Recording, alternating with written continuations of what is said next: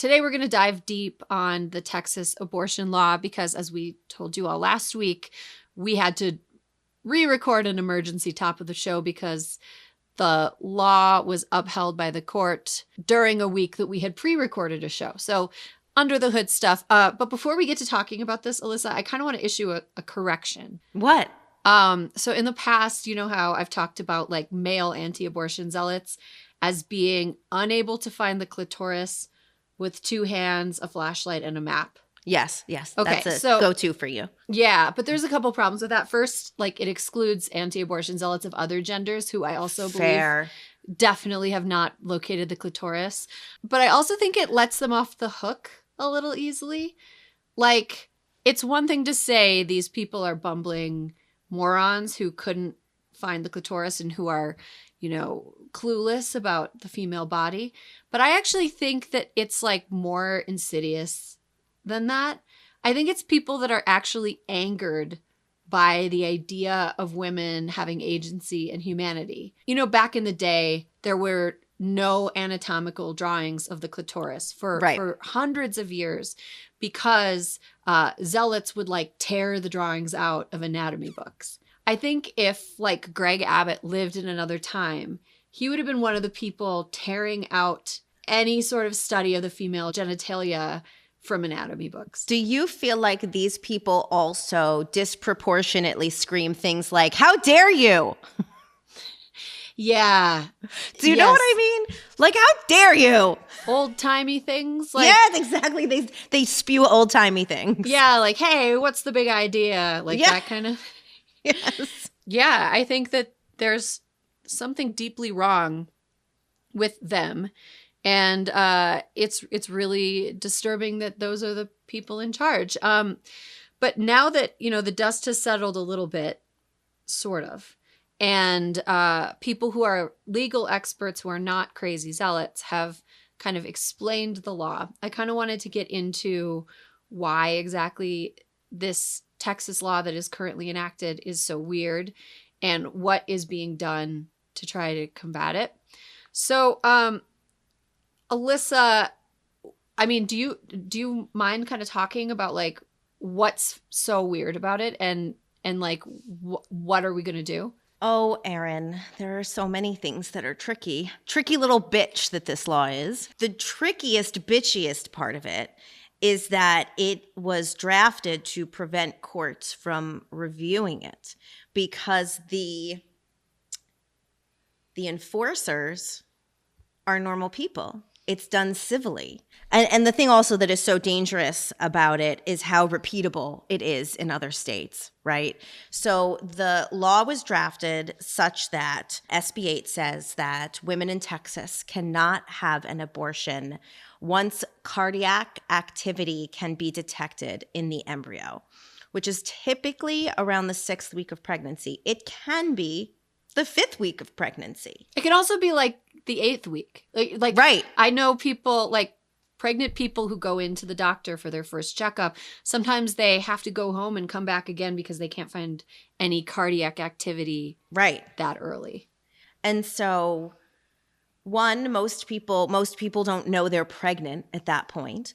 The law doesn't make exceptions for rape or incest. And as Governor Abbott signed the law, Erin, he made clear to tell everyone in Texas that it's okay because he's going to get all the rapists. There aren't going to be rapists anymore, which very confusing how he's going to get that done. Texas will work tirelessly to make sure that we eliminate all rapists from the streets of Texas by aggressively going out and arresting them and prosecuting them and getting them off the streets. I mean, that seems like more kind of what's jiggery-pokery? Jiggery-pokery. It's a little jiggery-pokery. Right. So this law kind of relies on jiggery-pokery linguistically by saying, the original court rulings that protect women's abortion access specify that the state may not interfere with a woman seeking an abortion.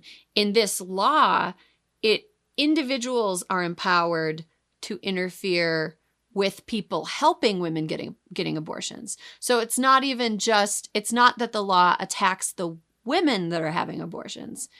It is the doctors, the activists, the advocates. The taxi drivers.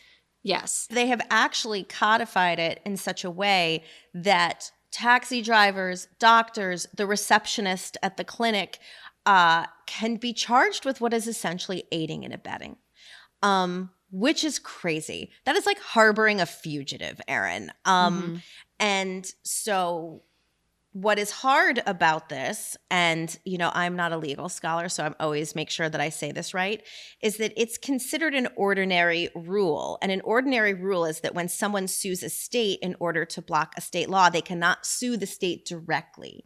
So people can't sue the state. So abortion activists who want to block this law can't sue the state.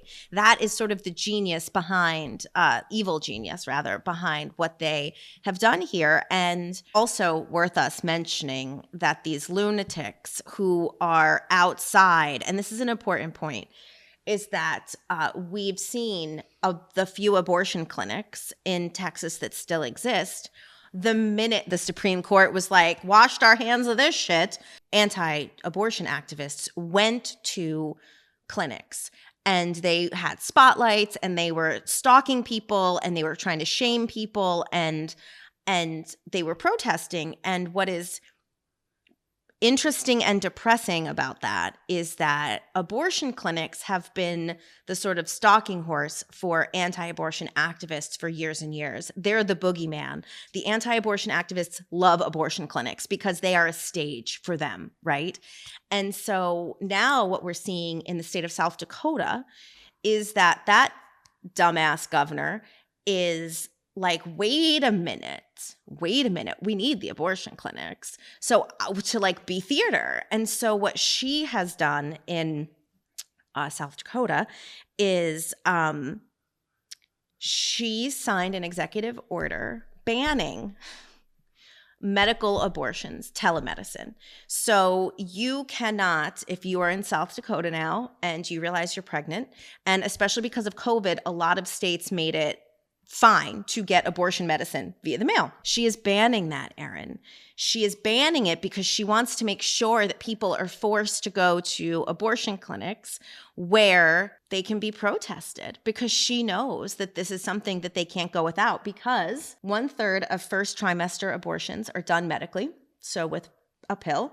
And in 2017 alone, 40% of people who needed an abortion in the U.S. used pills, and that is not accounting for people who ordered them online. So she's kind of onto something here, right? And then they go further. So you have like, she's taking off that top layer of access, and now they're trying to limit what can happen in clinics. And so this is a 5-alarm fire.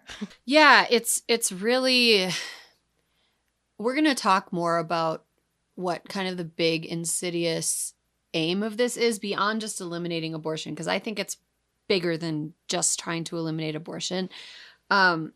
The aim of all of this seems to be to force people who become pregnant to give birth and not provide them any support after the birth occurs at all, which will inevitably just like force people to choose to either have a really dramatically lowered quality of life or give their children up to the foster care system. And like that, it's just so like, have you ever seen Chitty Chitty Bang Bang? You know, like the child snatcher? Yeah. It's so child snatchery. Like, it's so weird to me and so anti-humane. There are people with a cause that have nobody's real best interest at heart. Right. Well, they have like an imaginary dogma that they're following, and like which has been totally improvised over the last 40 years. It's not like a real religious dogma. It's just stuff that resonates with their particular type of craziness. Right. I have a lot of questions about this law, and I think a lot of people have a lot of questions about this law, and I'm going to ask some kind of absurd versions of it. So the law deputizes anybody in the U.S. Any person. Anywhere to sue anyone in Texas who is aiding and abetting Texas women from having an abortion. But it also prevents the people filing the suit from being people who are employed by the state. So Governor Abbott cannot, or like who's an elected official. So Governor Abbott couldn't go around suing abortion clinic like workers, right? Because he's the governor. However, that restriction doesn't go the other way. Like if Governor Abbott were to, send a lady to a abortion clinic illicitly and pay for it, if he were to do something like that, he could be sued, is my understanding of the. That sounds right. That sounds right. So if you are sued under this law, my understanding is you have to show up in court and defend yourself. Yes. Otherwise you lose and you have to pay $10,000 to the person who sued you. Correct. And by showing up, you need legal counsel, more than likely, if you want to. And that is not your screwed. That's just money you have to pay yourself.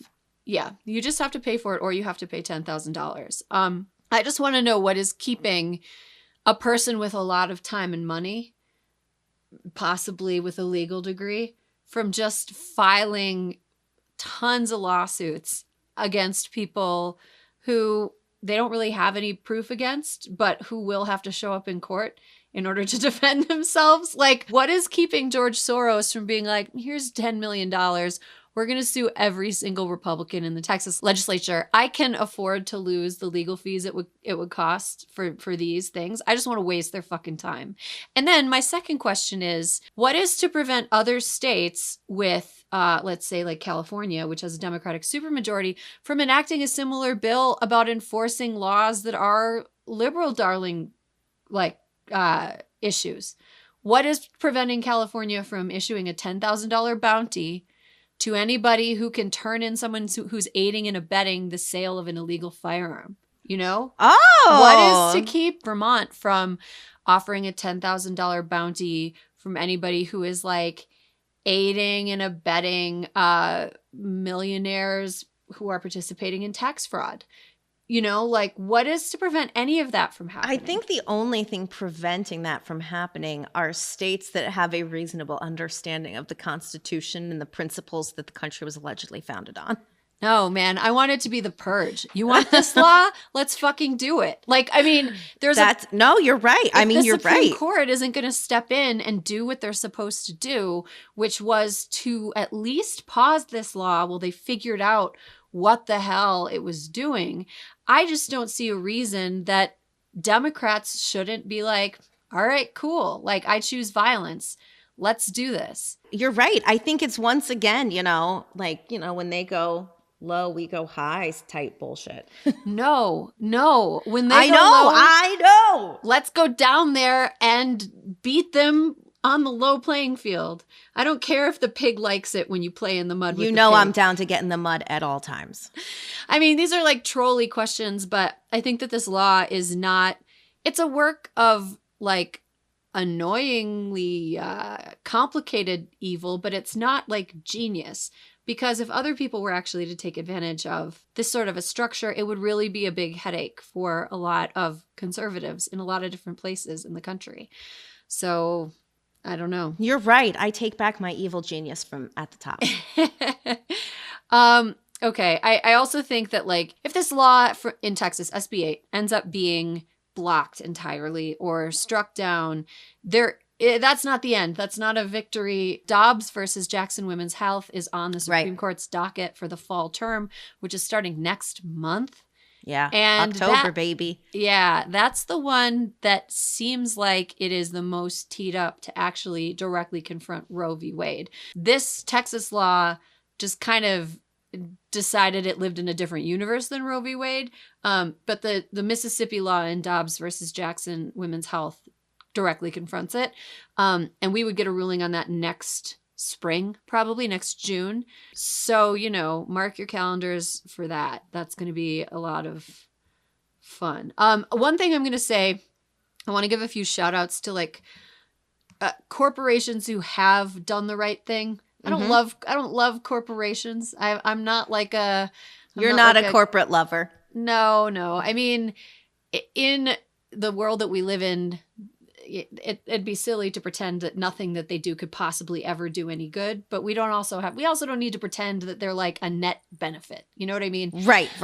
So I just want to tip my hat to people that are doing the right thing in this one issue. Uber and Lyft have offered to pay all the legal fees of their drivers who are sued under this law, which is pretty cool. It's pretty good. Yeah, which is pretty cool. Also, this company is a sponsor, but this isn't sponsored content. Match, and they're the parent of Tinder, OkCupid, and Hinge. Apparently, there's an internal memo that circulated announced that they're forming a fund that would help Texas-based employees and their dependents with any expenses if they need to seek abortions out of the state. Which is pretty dope. Which is super dope. I gotta tip my hat to that.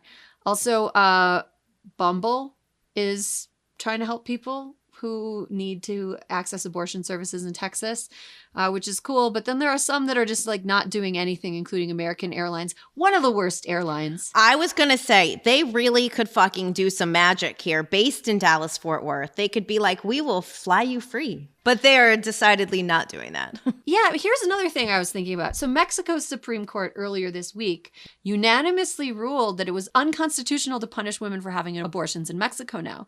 So how many women in Texas are going to be just taking puddle jumper flights down into Mexico to access reproductive health care? And will airlines like American Airlines be on the hook for that? I think they might. And so they got to pick a side. Got to pick a side. There's one group of people we should also shout out, toast them almost. Okay. The TikTokers who shut down the reporting website that Texas had where you could report people you thought were helping with abortions. They flooded it with Shrek memes, I think it was, and crashed the site.